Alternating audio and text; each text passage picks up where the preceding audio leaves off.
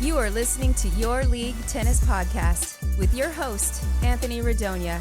Anthony's an avid weekend warrior tennis player, just like you. Every week, he'll be interviewing new and exciting guests that will not only differ in experience and skill level, but also in age and physical ability. Your League Tennis Podcast is about making you a better tennis player, whether you're a beginner or have been playing for years, in your 20s or in your 60s. Now, here is your host, Anthony Radonia. Pete, thank you for coming, my friend. You're welcome. Thanks for having me. Yeah, I know. We don't even want to say what time it is. It's very late. It is. It's late on a Friday night. Yeah. And here we are. Yeah, here we are. So, and you are the first guest I'm going to have no notes on. Oh. So, you know what's funny is I've been going through this thing where I tried to like prepare, really like, oh, let me learn all about them. I would even like Google people I know, like Adam or something. I would start Googling them. And then as it kept progressing, I had less and less notes to where like I'd have no notes. And it's like, well, why am I even having a notepad? Like maybe your guests are getting worse and worse. No, it's just like, we're just talking. It's like, who cares? And me and you like to talk anyway. So this one's going to be pretty easy. Yeah. We've had a lot of, had some good debates. Yes. Good talks. Definitely. We like talking about everything, actually. True. Yeah. From gun control to politics, and then we went into aliens last time. Religion, sort of, yeah. And we might have to ask you an aliens question today because you are a pilot. We're gonna have to get into that. But let's start about you, Pete.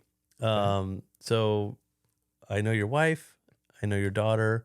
I don't know your son too well. Well, he's following your footsteps. Yeah, so he's going to law school right now. He's just graduated. Oh, I'm sorry. That's right. Yeah. Oh, he just graduated. Yeah, he's studying for the bar as we speak. Oh my gosh! And when is he taking the bar? July? Is it July? Yep. July 26th or 27th, I think. Is he taking a bar prep class or anything? That's what he's doing. He's living at grandma's. Oh, cool. And he's got the 8-hour a day, bar prep class. Yeah. And do you know which one? Is it Barbary or? I think it's not that one. Okay. It's the next one. A lot of his friends took Barbary. Yeah. And I think he opted for the other one. Yeah, I forget. There's another one that's pretty big, and I can't think of it for some reason right now. Oh, that's cool. And he went to law school out in New York. He did, in Brooklyn Law School, yeah. It's called Brooklyn Law School. Yeah. Okay, cool.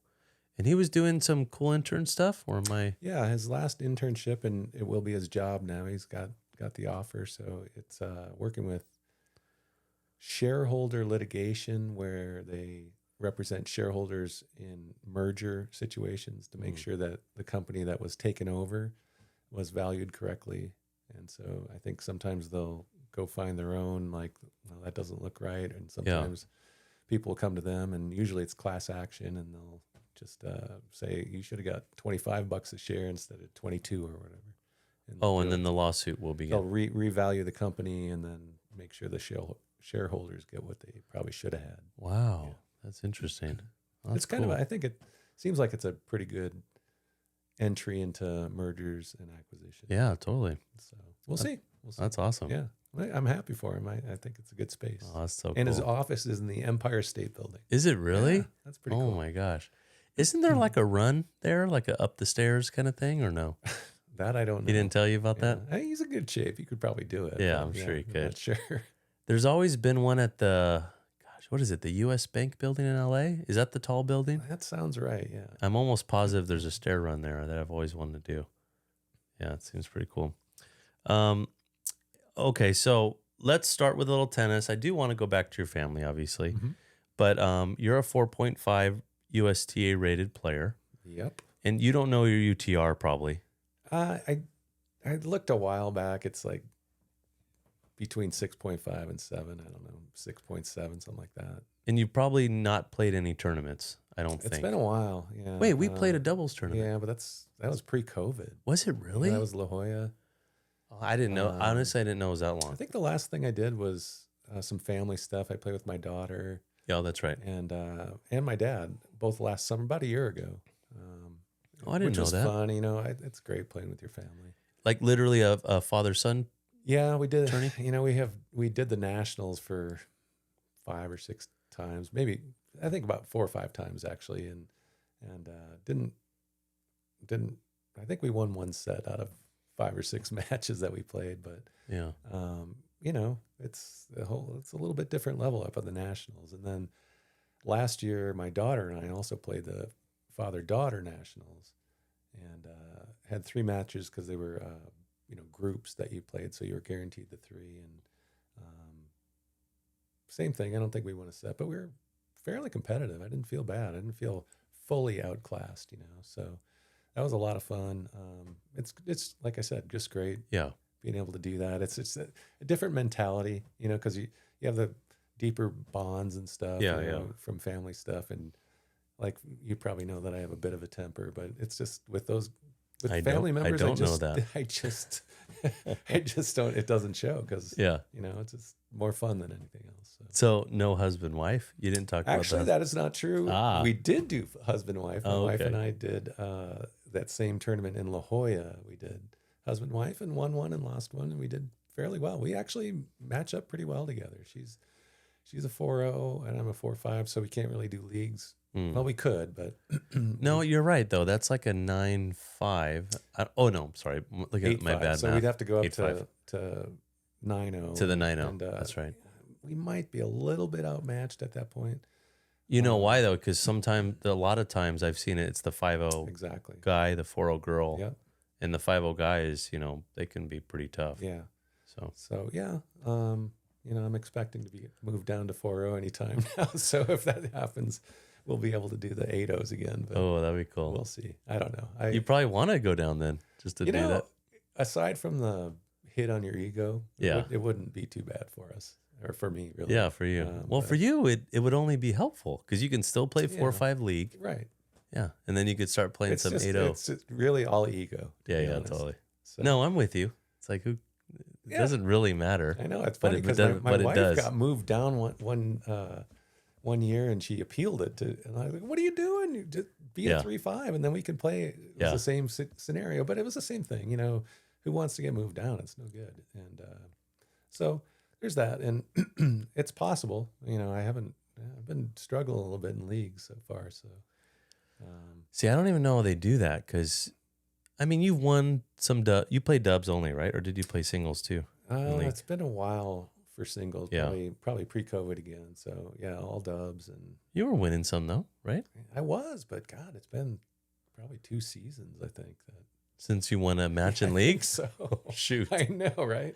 So Okay, well maybe then. I don't know how they do that. maybe we should talk about confidence. You know, 'cause Yeah, I think well- that's a thing. You know, if you want Okay. to talk tennis things, maybe confidence. All is a right, good one to I'll make talk sure to write that down in my notebook.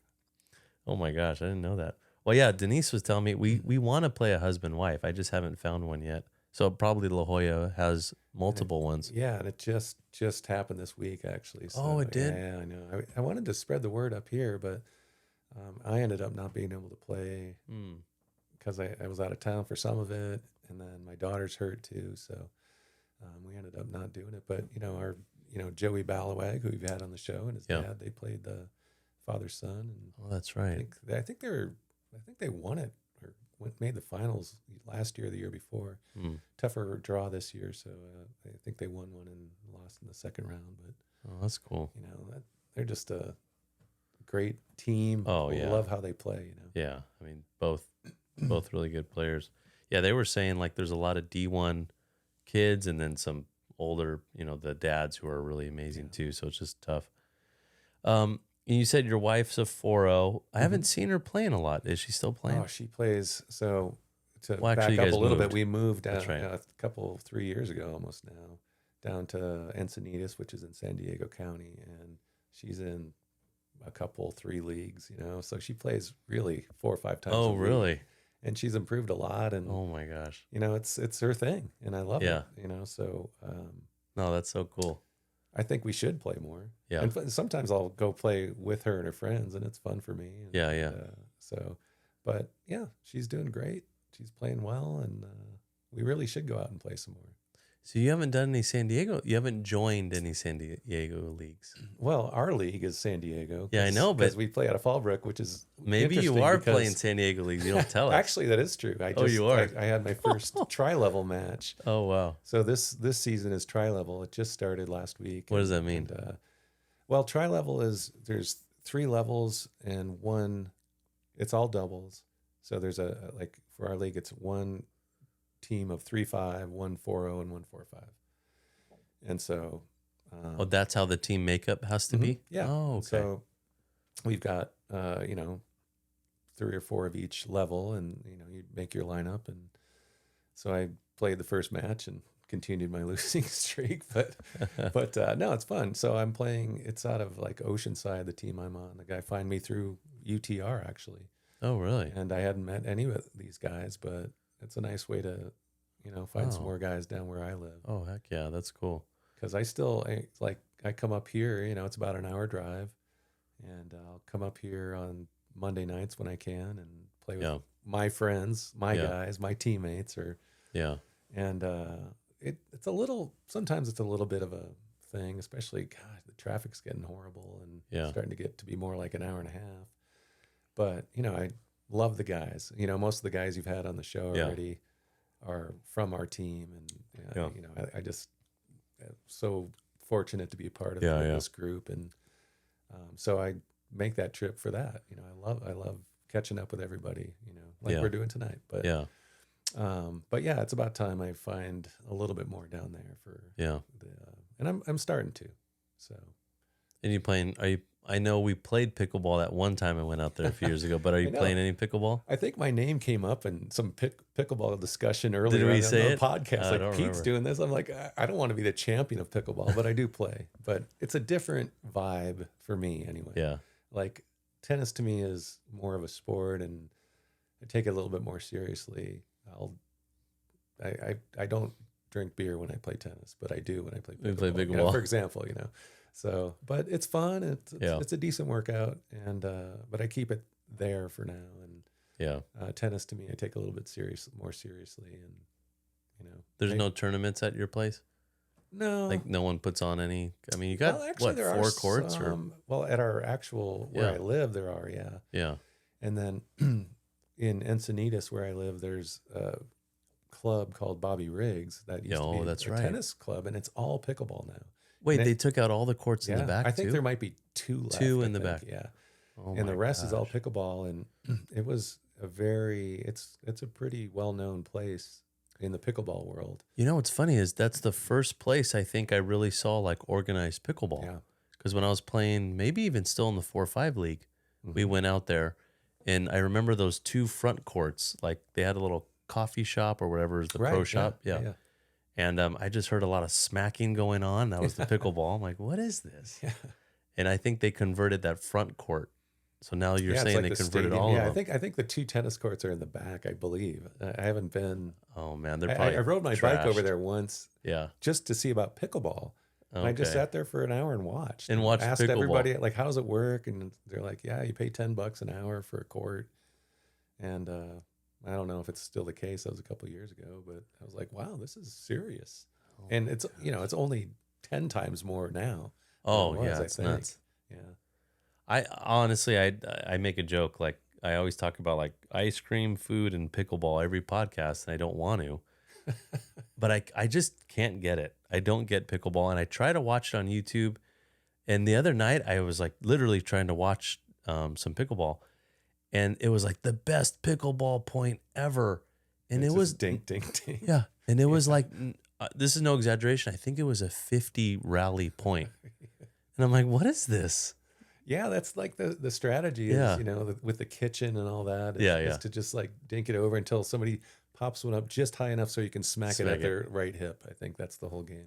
Oh, really? The right hip? Yeah, I guess. Why the right hip? Well, if you're right-handed, if you're left-handed, it'd be the left hip because it's hard to... Oh, yeah. Okay. You can't hit a forehand. It's hard to get your hand down there for the back. So weird. And that's just me without a lesson. So, Are you kicking anyone's butt at all? Like in pickleball? My wife, if I have to. Yeah, of course. I need. No, I actually ride my bike up. There's a park in Carlsbad that has. It's fun. There's like 2 challenge courts and 4 more social courts. And so I'll go play at the social courts, and you just put your paddle up in the lineup, and whoever's next you play with, and put your quarter up on your it's kind of like that, Street Fighter. Yeah, it's like putting the quarter on the pool table, right? Or the pool table. Yeah. So but it's fun, it's getting to be pretty crowded though. So you play a game, and if there's more than, I think, 8 people waiting, then all 4 play, and then you all get off the court, Okay. get back in the queue, as they say. Yeah. And, sit around for 15 minutes and then go play again. So you went straight to pool. You never played arcade games like me? No Street Fighter, NBA Jam? Do you know? No, I'm way older than you. So what would you have played? Dungeons and Dragons? I don't even. Did they, That's after you too? I was like Pac-Man and Marbles? Galaga. Well, I did play marbles. Ah, okay. In grade Jacks? school. No jacks, but I could probably be okay at it. Yeah, okay. Yeah, see, you know the move. Yeah. I know it too, though. Yeah, we forgot to talk about your daughter. So, she obviously played a lot of tennis. She's not playing anymore, or? No, right now she's kind of hurt. She's got some shoulder stuff going on that has been lingering since her soccer days. So she's a kind of all-around athlete. She played both soccer and tennis in high school, and a lot of club soccer, and didn't leave a lot of time for, trying to get ranked in USTA or in the juniors. So with that, she kind of chose her path to be a college athlete for soccer, which she did. She played there at UC Santa Barbara and did quite well. But tennis took a bit of a back seat, but she's graduated almost 2 years now and getting back into tennis, and it's nice. And she's starting to hit once or twice a week with a couple guys or whatever that are around. I think she's just on a break now because the shoulder's acting up again. Shoulder from tennis? No, I think she actually got kind of crushed in a soccer game once and separated it. And I think the rehab wasn't a priority because of it's not really a big thing in soccer. Yeah. But that's true, huh? So I thought about it's time now, and she's smartly taking care of it. And I think once that's taken care of, I think she's interested in, competing again. Yeah. In that, and she should, because she's got great strokes. She's great athlete. Wow, I remember her. Yeah, tall too. She's 6 feet. She's 6 feet. Yeah, lefty. Oh my gosh. Oh wow. Yeah, so she's a presence. Oh my gosh. Wow, that's so cool. Yeah. Let's talk about your work a little. My work. Maybe we'll get into aliens. Okay. Or maybe you can't talk about it publicly. We'll see. We'll see. So tell me a little about your work. Well, I am a airline pilot for United Airlines, and I work out of Los Angeles. I fly international on the 787 as a first officer.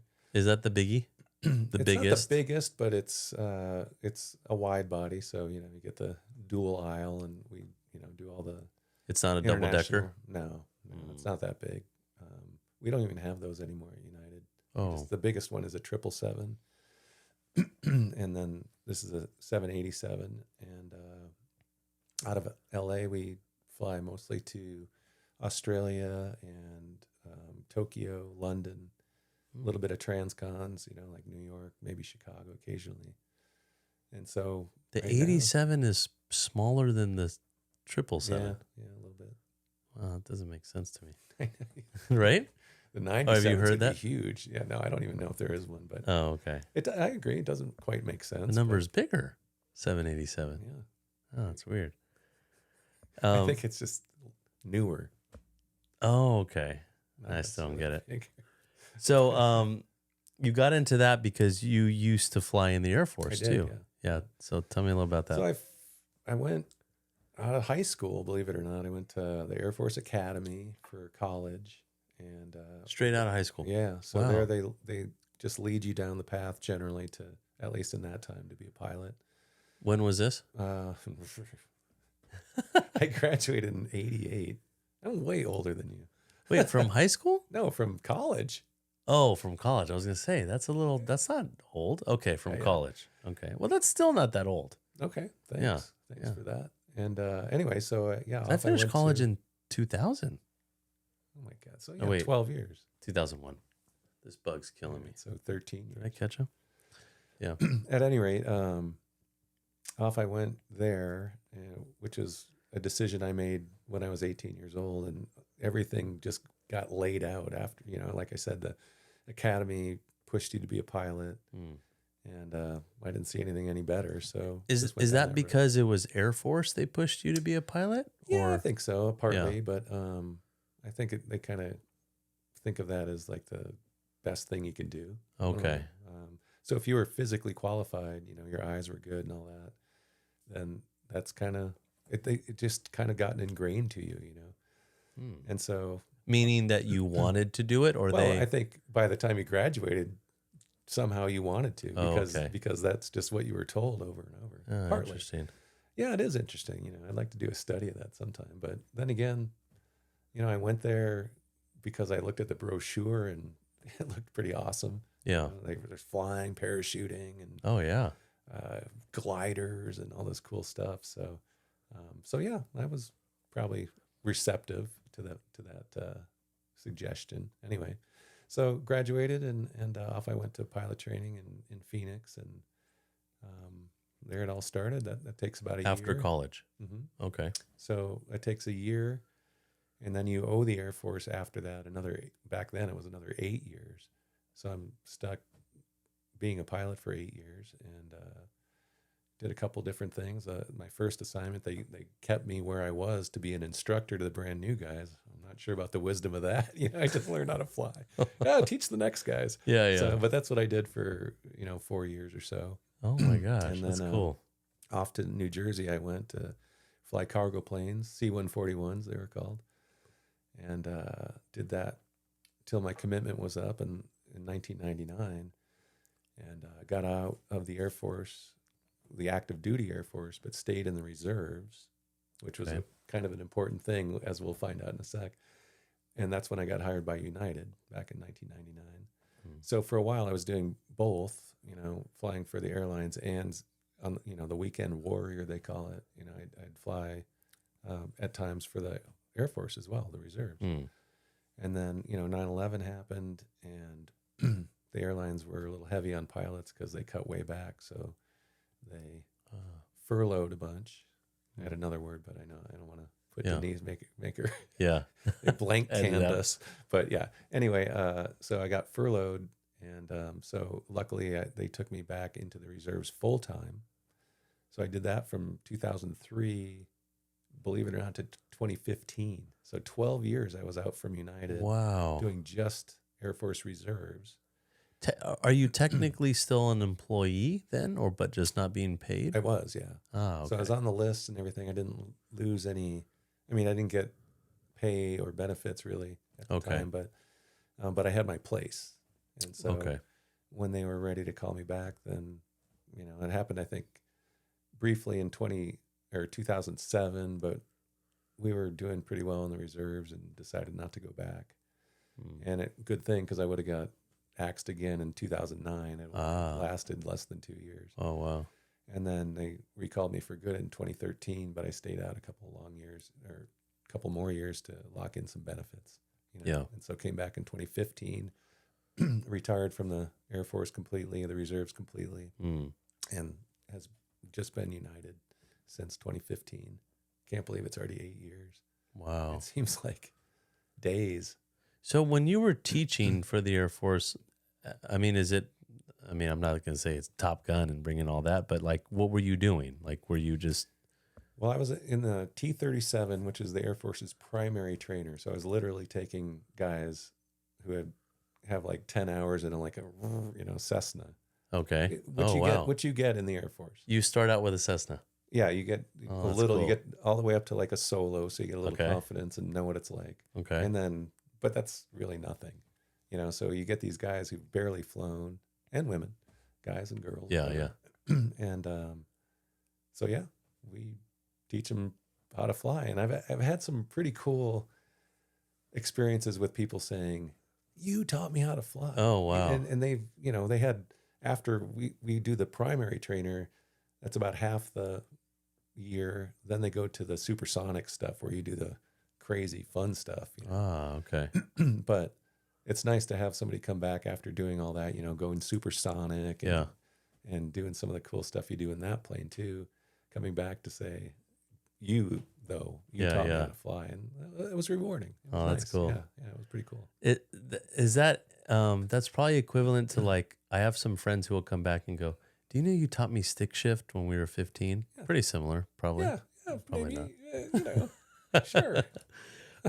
You know what's funny is when I was in college, I had this guy take me up. I don't know what kind of plane it was called, but it was only a 2-seater. Mm-hmm.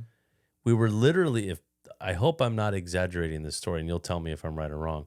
We were going like 70 miles per hour in the air. Does that sound right? Yeah, That's my memory. 70, it 80, could 90. be, yeah, I mean, there's some that go that, especially they have different devices like flaps that allow you to fly slower and stuff. It was very scary. And the guy didn't know really how to land, which was another scary part.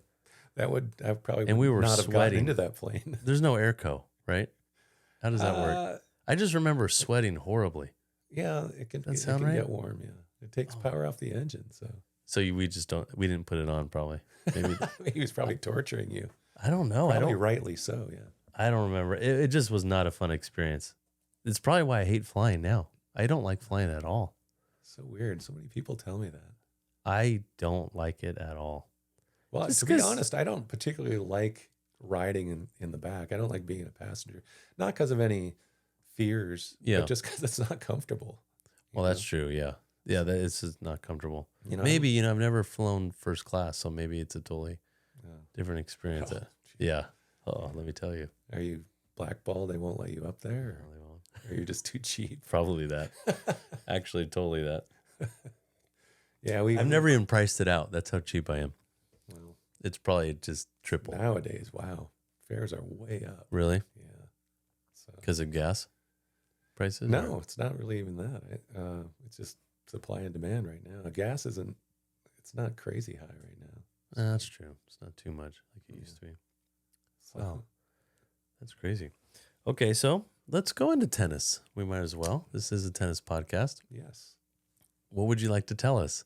You did mention confidence. Why? Confidence. Well, just because, I know that we've talked, or it's been mentioned on this podcast about our fabulous run to the nationals and everything. Oh, and yeah. that amazing team. And even at that time, I felt like confident, played well. Maybe it was the guys we all played together and stuff. Yeah. But honestly, it's weird coming now. Like you throw a couple losses in a row and you start wondering what you're doing wrong. I don't know. Maybe you don't lose a bunch in a row, but God, I've never had a situation like this where I'm starting to really wonder because I'm playing a decent amount and, I'm drilling more than I ever have, which I don't ever particularly want to do, but Yeah. I feel like, wow, I'm putting in the right, time, but I'm not seeing that result on the court yet. And I think partly it's just I'm not all in, with some of the things we've been drilling with. I've been hitting with Brad. I don't know if you remember him, dancer. You met him up at Fallbrook, but Okay. very good player, great junior, and he's almost like an instructor to me, even though we hit together. But maybe I'm just not taking some of the lessons there and applying them to the court, and that's confidence. You have to take what you learn and live and die by it. And Yeah. I go back to the pity pat sometimes, when things tighten up Yeah. and where you should be hitting the stuff you've been working on. Yeah. you back off a little bit. And, I'm telling everybody out there who's listening, probably not the right way. But, You know what's so funny about that is I do recognize that lately, which is, and because I hit a lot more with my wife. And so obviously you learn a lot when you start helping others, right? Anytime you teach, you start to really know the subject, right? Just like teaching a class or something. Maybe it's just seeing the other side of it. I don't know what it is. Or maybe it's like trying to dissect it so much in order to teach it to someone. it could be. I think that's probably it more. But still, even if you see these little things, you still have to apply them. It's true. And if you're afraid, maybe, I don't know, maybe I'm afraid to let it rip, or Isn't that such a weird thing though, to be afraid to let it rip when it doesn't When you're losing actually anyway. matter? Yeah. And it doesn't matter. It's just dumb tennis we're having fun with. Exactly. And it's funny. I tell my wife all the time that I just have to care less. Yes. And it's true. And when I do so much better. And it does depend a little bit on who I play with. Yeah. But if I just go and, we're just going to. Yeah. And that's why, honestly, I think I play better with our group because we've all beaten and lost to each other to a certain degree. Yeah. Yeah. And it doesn't bother me, Yeah. to win or lose. So it's not a nervous thing. I don't think so. I don't think so. I'm less nervous than I used to be, It might have been a thing a ways back, but I don't feel nervous now. No. But when you say confidence, you mean in your own strokes. It's not a. You're not looking across the net and trying to see who's better, me or you. You're saying I'm not confident in my. Am I going to hit out? That kind of thing. Yeah. So I find myself, like I say, like just get it in, and I won't do the right stroke, and I've been loosening my string. So if you don't commit to the stroke, it's just going to like boing. And how many times have I just kind of pulled off a stroke? Yeah. And off the ball goes, and I'm like, what? Just hit it. Hit it like you're supposed to. Which is what I think I was going to mention a few moments ago, and I totally forgot to add this in, which is I found that the second I let up on a ball, it floats out. Exactly. And I used to think if I just want to get it in, right? And then I didn't understand why is it flying. But, and when I fully trust it, like swing out, right? And just try to cover the ball and put topspin on it, then that's when I'm hitting better. Yeah, and it's almost a real easy thing that's hard to do. I think I might be on the brink of just, it can't get worse in a way. I'm not really that horrible, but just the results aren't there. And maybe I'm too into the results, and now I think I'm close to just, and it's because largely I've been drilling a lot and I've been hitting a lot of balls, more than I used to. I used to just want to play all the time. I only want to play.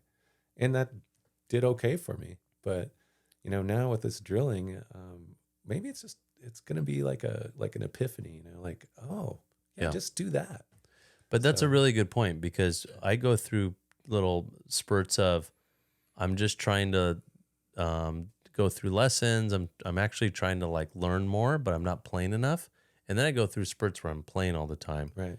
And I realize I need a combination of both, because just last month I took sort of 3 hitting friendly lessons from 3 different people just on serves. Oh, wow. And honestly, I haven't done that in years, right? Serve, you get up there, you hit. It's almost like, I don't even know how the analogy, I don't know. Like maybe it's just like a drive, like you just hit in golf or something like right. And so I didn't really think much of it. And I'm like, no, I'm not getting the free points on my serve like I need to. Right. So I took a lesson from Joe Jr., oh, wow. lesson from Gerald, and a lesson from maybe Doug or something. Maybe it was Doug. I thought it was someone else. But yeah, probably Doug. And 3 different perspectives on the serve, and they all gave me their little hints of something I'm doing wrong or something I could tweak. And now my serve's like 10 miles per hour faster, which is a huge difference. Yeah, that's nice. Yeah, and it feels a lot smoother. And I was just realizing I've been neglecting it for like 2 or 3 years. I haven't done a serving lesson. I do a lot of lessons. Right. And we'll get up and do 5 minutes of serves or something. Hey, step in or do, but I haven't done a true serving lesson because they're boring, right? You're not sweating. All lessons are boring, I think. But you know what I mean? Sometimes the lesson's like, let's just go out and work out. Yeah. You know what I mean? Like get a sweat, get your heart beat up. But this one, you're just standing there for a serving lesson. It's totally, and you feel like you're just wasting your money. Not to mention it probably hurts too. That's true. And you'll have a hurt shoulder after. Yeah, exactly. But it was huge for my game, because now even just last Saturday when I played, our friend Mike was like, "Man, there's a lot of extra miles per hour on your serve," and I was like, "Oh, I'm glad he said that, because I didn't really realize it." And Some good feedback there. Yeah, that's nice to hear after actually putting the time. Yeah. And you know how it goes. What a difference 10 miles per hour is. Like you don't think it is. Yeah. But that's the difference of being on time versus being just a millisecond late kind of thing. Yeah, absolutely. Yeah, and then you're screwed. Yeah. And you're always feeling defensive. Like, if you've ever played a person who hits just that little extra harder that you're used to, you're feeling like you're not the aggressive one. Yeah. You're not dictating the point, you know, and you're just always sort of on your heels. Absolutely. Yeah. But yeah, that's a good point, because I mean, when we get this age, I think there's a tendency to just play all the time.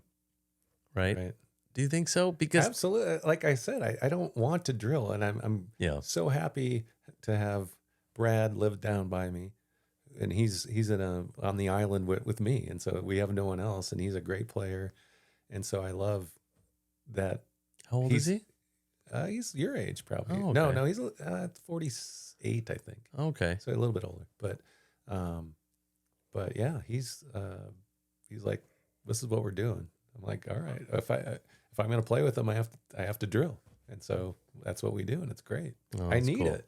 So does he bring out a bucket, or you just, oh, cool.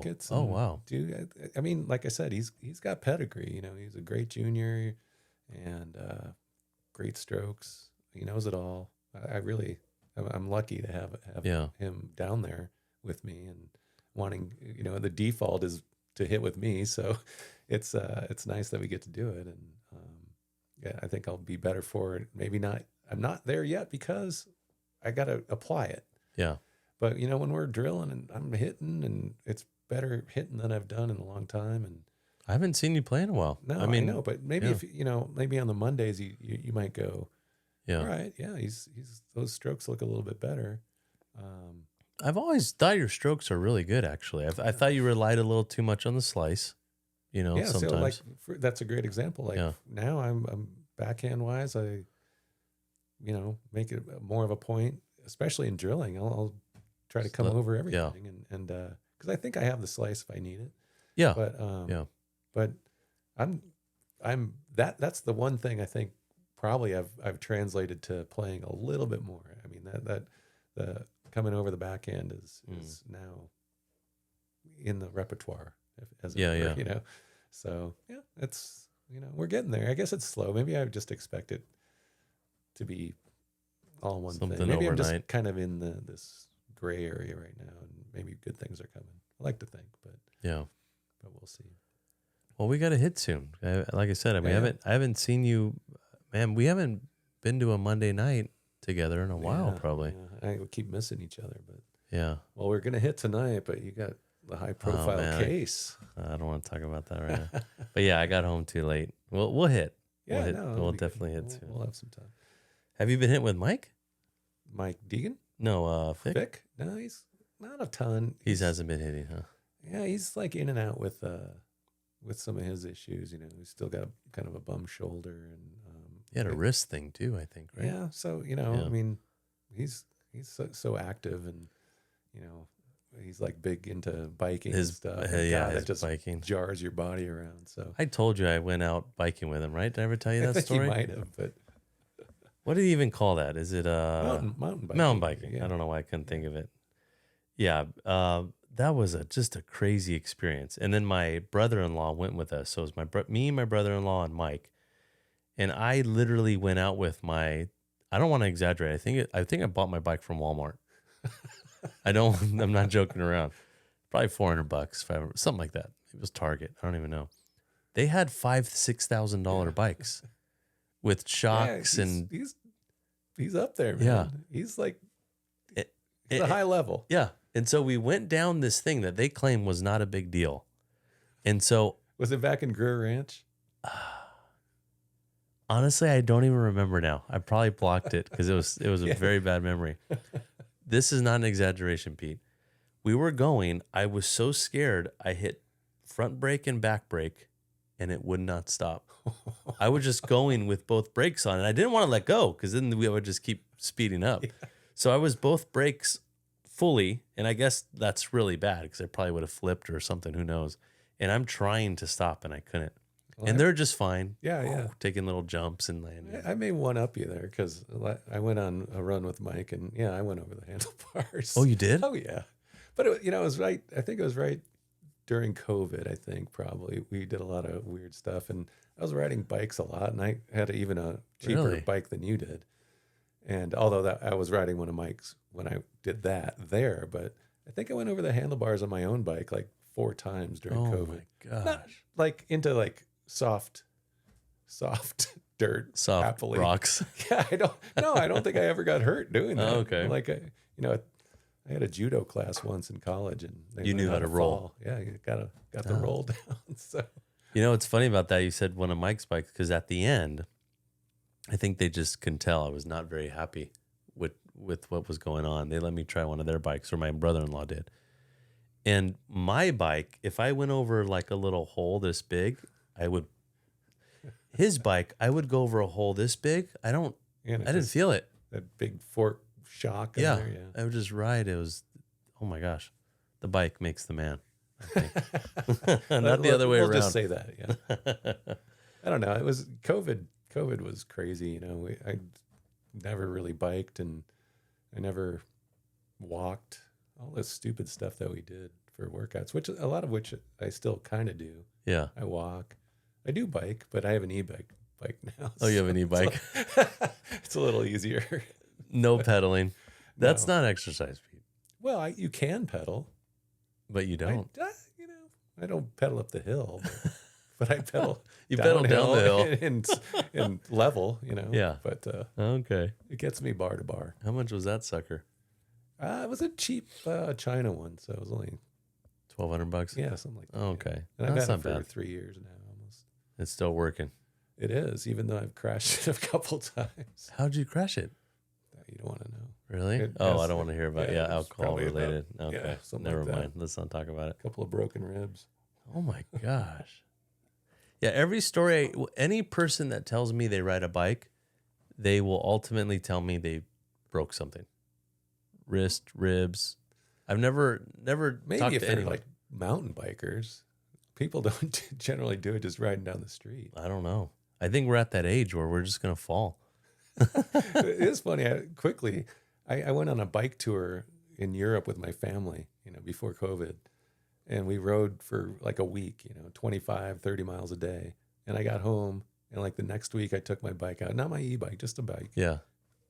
Fell. Yeah, right into a succulent. Happily, I didn't get hurt. That's soft. Luckily not a cactus. Wait, where did you ride? You said in Europe. Yeah, we went from Prague to Dresden. Oh, along wow. the Elbe or the Vltava and the Elbe rivers. Pretty cool. Oh my gosh. Yeah. In fact, we're doing Croatia in a few months. Oh my gosh. My wife and I. But and some friends. with bikes or just your it's this one is a boat and bike. So the boat takes you. It's through the islands of Croatia, and then so the boats are stowed the bikes are stowed on the boat, and it'll take you to the port. You get on your bike, ride around the island, and the boat comes around and meets you at the next place, and that's where you stay. So should be fun. Why bikes? I'm not quite understanding this. I just think that the experience that we had in Prague was great. It's a little bit more, there's the people, here's the stuff. It's a little bit more hands-on kind of. So this is through towns or literally back trails? No, towns. Oh, okay. So you stop, have lunch, and that's sightsee cool. and stuff. And we had guides on this one that, that's where, this happened or whatever. Yeah. They're up on their history, and it was really interesting. Really interesting. Okay, that makes sense. I do recommend for anyone wondering about vacation ideas. That's pretty neat. Yeah, there's a lot of stuff that to sounds learn. totally cool. Yeah. And you said just you and your wife, or are you going with the kids? On this one, it's my wife and I, and then another couple, another Air Force buddy. And his Okay. wife. So yeah, should be fun. I'm looking forward to it. Oh my gosh, that's so cool. Wow. Well, let's bring it home with I need something else good with tennis. Let's think. I got one. How about team management? Team management. Yeah. Okay, For explain that. captains out there and Okay. stuff. So, I hearken back to our nationals team. Yeah. And Which it is was obviously the stacked. highlight of our life, because It we was. keep talking It about was. like Al Yeah. Bundy talks about his high school football. Right. So the team was stacked, and the lineup was generally kind of set, with the only kind of ins and outs were usually the number 3 doubles. Occasionally you get a couple guys up at number 2. Yeah. And so I bring it up because my wife, her team just went to sectionals too. And I guess the overall conflict maybe not really conflict, but some people want to go out and have fun, and other people Yes. want to go out and win. That's right. Now, for our team, there's no question that team was built to win, and for me, being probably one of the bottom guys on that team, it was easy to see. It was in our team, it was easy to see. But You mean like the hierarchy of players? Yeah, I think so. But but it's tough. It's tough. Like I got to do captain for a season when Joe took his break. Yeah. And it's the politics. Yeah, well, the politics is I tough, guess. and who to put together, and there, especially talking to my wife, like who should play together, who wants to play together. That's true. Who's there to have fun, who's there to want to win. Yeah. And I don't know. I guess I don't know what the point is, but there is that. I think, USTA is for all these people to go out and compete or have fun or do what they want to do. But it's a thing that people should take into account. And maybe when you join a team, realize what you're getting in for or in with. I don't know if a lot of people do, because I've been lately captaining. Mm-hmm. Yeah, the 5-0 team. Right? Is that a word? Yeah. Okay. Captaining. Yeah, sure. The 5-0 team. Yeah. And it's been a nightmare. Plus, just getting people to play too. That's what I mean. Obviously, I love all the guys that are with us. Other issues, yeah. Yeah. But everyone, because it's at the age where we do it for fun, for exercise. We got other real stuff going on. We got families, we got kids, we got parents, we got to take care of, all this stuff. And then it's like, oh, no one can play this weekend. And then the other captains get mad at me. It's like, what do you want me to do? I can't. Well, then bring they an want adult. you to not sign up, I guess. Well, that's what ends up happening. Well, yeah, sometimes they get a little mad, and it makes sense though, because there's all these problems with defaults. I've learned all this stuff too behind the scenes. It's like you can't, you obviously can't be making up scores and making up matches, but you got to default, and then you got to attempt to make up matches. Yeah, because you can't just say default. You have to do your due diligence. Like there's this whole rule. rule. Too much, then the section will get down on your team or disqualify you, or you won't be able to have another team next go around. Yeah, it's all. I mean, it all matters some, but as far as the makeup of the team, everyone wants to have fun. Everyone wants to compete, I think, but I think most people still want to win too. So it's hard to manage all that, it's impossible. Like, I think the only answer is, what's that movie? Dodgeball? War games. War games? Remember the end? The computer said the only correct is to not play. All right, you've heard it here, ladies and gentlemen. Play. All you tennis people, don't play. Well, I think the answer I was trying to get is don't captain. Just play. There's two.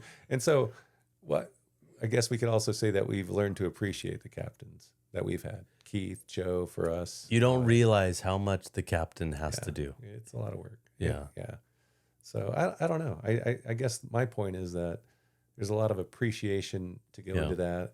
And there's a lot besides just putting names to, hey, are you available? Calling people. It's managing people's expectations and stuff, and what they're supposed to be getting out of the whole thing. Yeah. Well, that's true too, because part of it is people want to play certain positions, and then you got. There's people who, like, I'm going to play number one, or I'm not going to be on your team. That's right. Yeah. There's a lot of conflicts, out there, and we can probably write some sort of script for a drama. Actually, I brought it up, but I thought maybe there was a right answer, but I don't really know one anymore. But I guess everyone out there, be aware that everyone might have different expectations than you for what this team's about. I think you're right though. I think the whole point of this conversation is the people who only play who've never captained don't really realize how tough it is to captain. I think that's a good point. Okay. Yeah. I'll say that. Because you did it, and you know how different it was when everyone wants something from you. The assistant captain. I didn't know there was such a thing. I had to work a rematch, like a rain delay once. So, that's something. tough. But yeah, but every week someone wants something. Yeah. other people can't play. And somebody might go, I don't want to play with him, or Yeah. I'm like, well, God, you're the only two, and I don't want to break, and I'll only play with this person. yeah. I won't play with that person. Yeah. But I'm finding is it might be, do I dare say, a little worse in the women's game than ours. Men's. Oh, women's is worse than men's. I think it is. Well, From what I can tell from do you know wife. Amanda from the tennis Yeah. club? Yeah, because she was on the podcast. She talked about it a little too, and then obviously my wife's been joining the 3-0. She's a 3-0, and she's been joining the 3-0 leagues, and then some 3-5s. And I mean, it just seems. I don't know. I don't know which one's worse, to tell you the truth. I don't know. Well, It doesn't sometimes happen like that. It's a tough thing. Yeah. I mean, if people want to win, That's true. and if people want to have fun and don't care about winning, then there's going to be a conflict. And so, Yeah. maybe a good captain can, Work that out, I guess. take care of that. Yeah. But, yeah. That wasn't necessarily the case for us in our team. Well, no, I remember there were some issues, right? I mean, let's be real. Like there was some. We all went on that trip together, which was fun, Oh, it was to Arizona, Yeah. and then So actually fun. probably you and Mike played one match, or did Yeah. you? No, I did, but I was also injured, so Yeah. I didn't complain. No, but it's Would tough. I have anyway? I don't know. It's tough to go and then be like, oh, I'm not playing or something, not necessarily That's true. playing, or I'm an That's true. alternate. or Yeah, something. yeah, exactly. And Yeah. you had your time in the sun with the team Yeah, through league, and then through sectionals, maybe contributed. yeah. So you want to, but I think the higher, if you get to nationals, I think you go to win. And so, Yeah, I don't know anymore because now it's like we lost anyways. Yeah, we Maybe it lost would have anyway. been better if everyone played and had an experience. You know what I mean? good It's- point. yeah. Good point. Or if we're out of it, hey, you and I should play. That's right. And why play again with your guy? same when person. Maybe we win, but it doesn't matter. Yeah, So some of those things might come up or whatever, but yeah, it's just things that are out there that yeah. nobody seems to ever talk about. I thought I'd bring up and mess up your podcast. No, that's totally true stuff. Trust me, I think about this stuff all the time, and I always try to put it in the perspective of on my deathbed. Like that's how I think of things. Oh, wow. On my deathbed, and then I sort of Interesting. think of something. I don't know if you ever think this way. It's like no one's gonna care who won, Oh, right. kind of thing. Yeah. Right. I just want to. I'm trying to take it to the extreme of like at the end of my life, Right. like what am I going to be proud of or happy with, or happy I experienced, and no one's going to care if you won the nationals or. Well, What do you think? it's hard to say. Here's what I will say though: if nationals are on the line and we're in The finals. then maybe on your deathbed you could go, "Wow, I won nationals in 2018 or 19, whatever."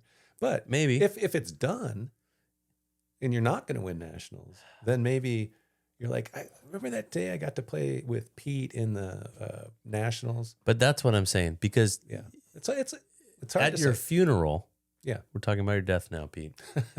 At your funeral, someone might say, Pete won the nationals, but I think less people will be there.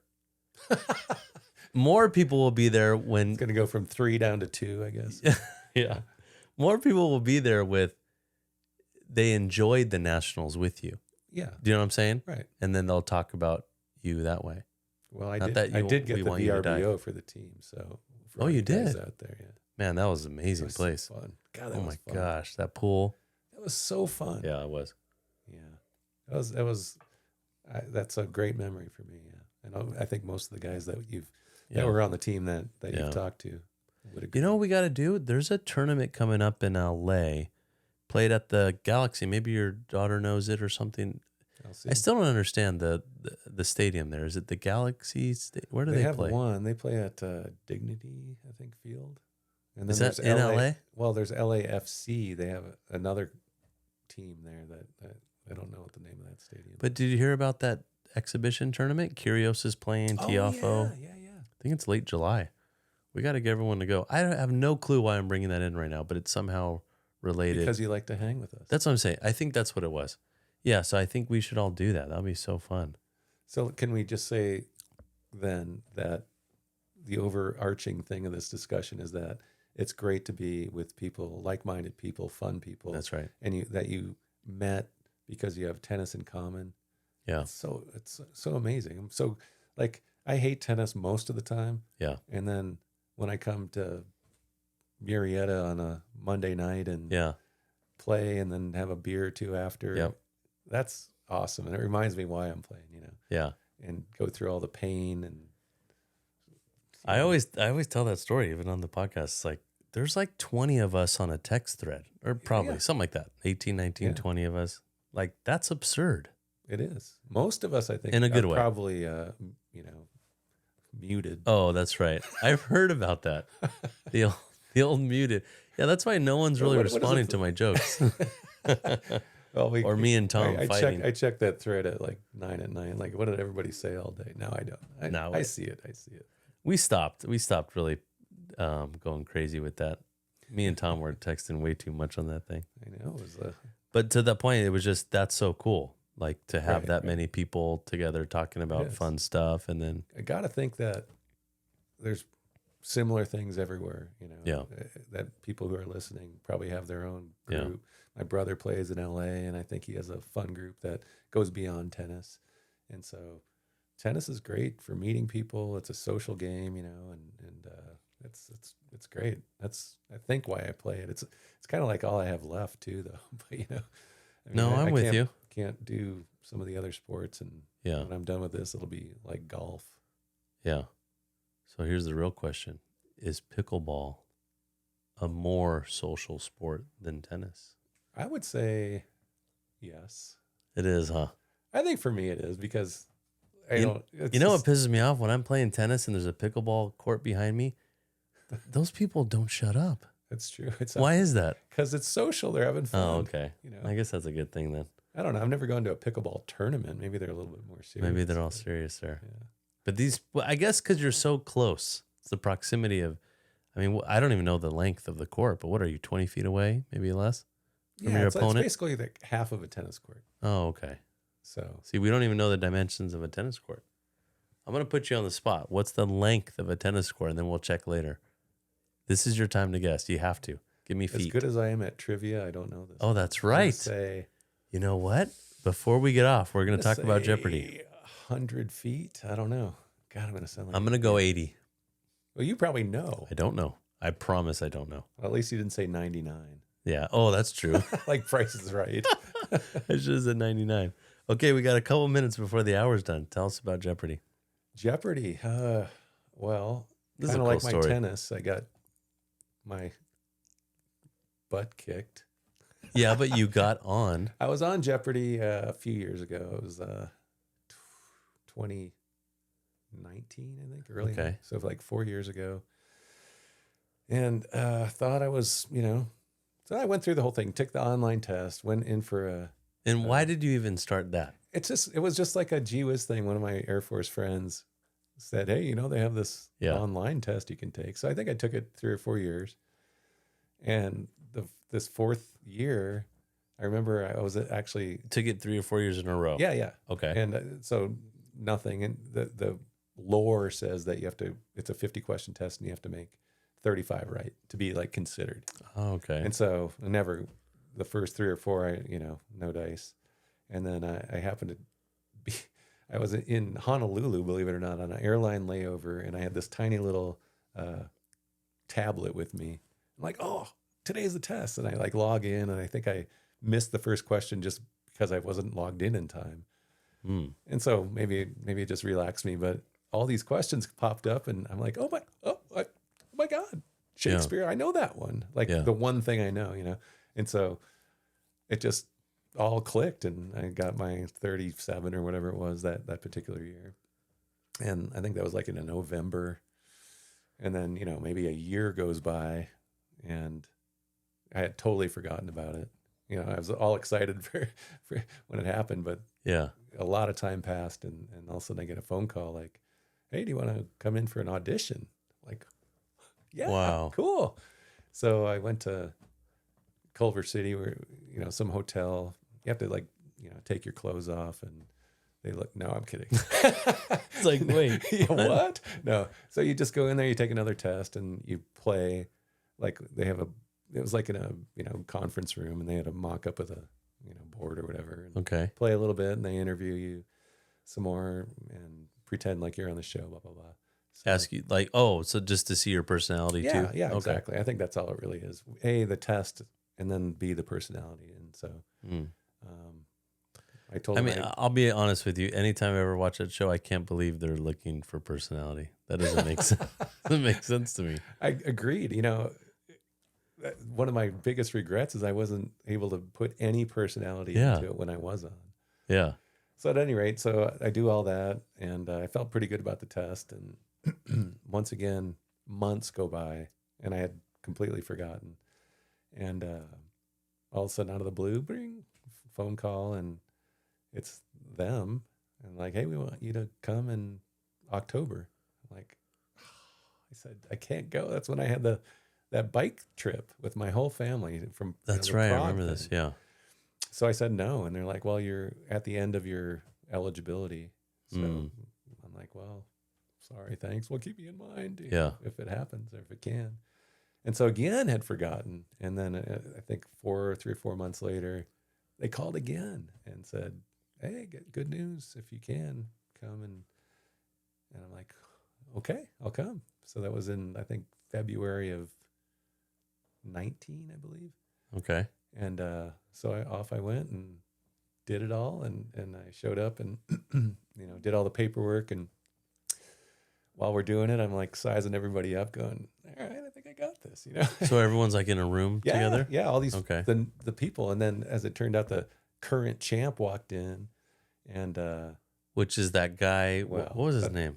I'll tell you in a second. Okay. So, the producers who were running the green room were like, hey, James, there's our champion. Tell him how much you've won. And he's like, about 1.4 million. I was like, is that the same guy who's James also hosting? Holzhauer. No, that was Ken Jennings. But I think this right. Holzhauer guy just won the Masters tournament like a couple weeks ago. Oh my God. Anyway, he's like the best or second best ever. Wow. So and you went against actually, him. he's in the green room, and I'm like, I can take this guy until he said, hey, I won him $1.4 million. Then I'm like, I think I'm outclassed. So off we went to the show. They taped 5 a day, and I was on the last day, so I got to watch the first 4 games being taped. Okay. I'm like, oh God, he's pretty good. He's as good as ever. He's winning. It used to be like you win 20 grand or 30 grand, and he's winning like 80 or 100 grand per game. And so, anyway, we break for lunch, and I chatted with him a little bit, after the 3rd game, and I'm asking the secrets. He's like, just ring in if you know the. What answer. is the secret? Because if you remember from White Men Can't Jump, do you remember this Perez, movie? Yeah, Rosie Perez was trying out for Jeopardy, and she studied out of a book.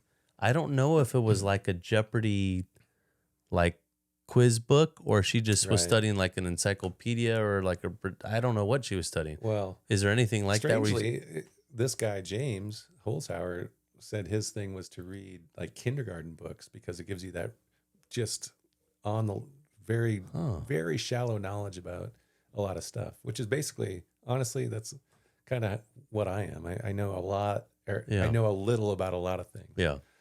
And so the jack of all trades. Kind of. I know the buzzwords of a lot of stuff. And anyway, so he told me at lunch that his secret is if you know the answer, just buzz in, which was kind of hooey, but yeah. Anyway, so right. 2 hours later, here we are. And if you don't know the answer, don't buzz in. Yeah, right. And so off we go. We start playing, and it's just a What did you get that day? Do you remember? I got 0 because No, you did not. I got points. I don't remember. Then I just and you blew it. I bet it all. I mean, it was already at already the a end. blowout. Yeah. Oh, okay. But at the first commercial break, I leaned over to him. I go, dude, come on, man. What's the deal here? So how much was he up?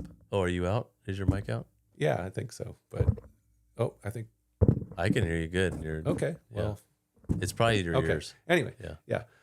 Sorry, but he goes, like I told you at lunch, just ring in if you know it. I'm Just like, no all right. kindergarten. I go afterwards though. You tell me. I go, what's the secret? And He didn't tell you. I never got to talk to him afterwards. But Wow. anyway, so it was like 82,000 to 0. I took third, but it was a blowout. Wait. Just to make sure I understand, you literally had 0 at the end. Well, because I bet everything. Because you bet it all. But 'Cause what I was so the everything? pissed. But that was what I'm trying to figure out. What did you have prior to I betting? don't know, like $5,000 or something. Okay, well that's 4, respectable. maybe 6. I don't know. You know why that's And I respectable? shouldn't have even bet it all because. Wait, but you don't could get have to keep taken it. second. Yeah, well, third place gets $1,000. Oh, Second place gets okay. $2,000. Oh, And okay. so I could have played for second, but I was just. So you got $1,000, I did. and they got taxed, I'm sure. Oh yeah, I should have gone to work. I would have made a lot more. But You lost money playing. yeah, but it was a fun experience. Oh, And, no, that's so cool. I was back, with Alex Trebek, and Yeah. I think it was that's like cool. like honestly like a week later after our taping that he announced about his cancer. Oh, yeah. Which you could kind of tell something was a little weird Huh. with him, but What was his cancer again? What kind? pancreatic. Oh, and, wow. Yeah, tough stuff. Oh, man. But yeah, that's the thing. I mean, it was kind of a butt whooping, but Yeah. it was a No, lot of that's fun. so cool, though. And met some cool people that I'm friends with, like on Facebook. And Oh, really? occasionally Stuff. Yeah, it was really neat. Oh, my But gosh. That's so I can't cool. believe how poorly I sized everybody up, though. Oh, I got that guy. But I can't even imagine being there. And I got to watch. I've honestly never watched the full episode of you. I think I watched a clip or something I found on YouTube. But I used to play with my dad. We used to do it Yeah. like at home, and like, but, if we got, I think the winner would get like 4 for the night or something. You Yeah, know what I mean? right. Like that at home. Yeah. And so you would be horrible on the show if you got only 4. I just say that, it was, people say it's way different there. I didn't find it super different. I just wasn't fast enough, and nobody seemed to be fast enough. Do you to beat think this you guy. knew some stuff that Oh, I you totally. really? So Are you lying? no.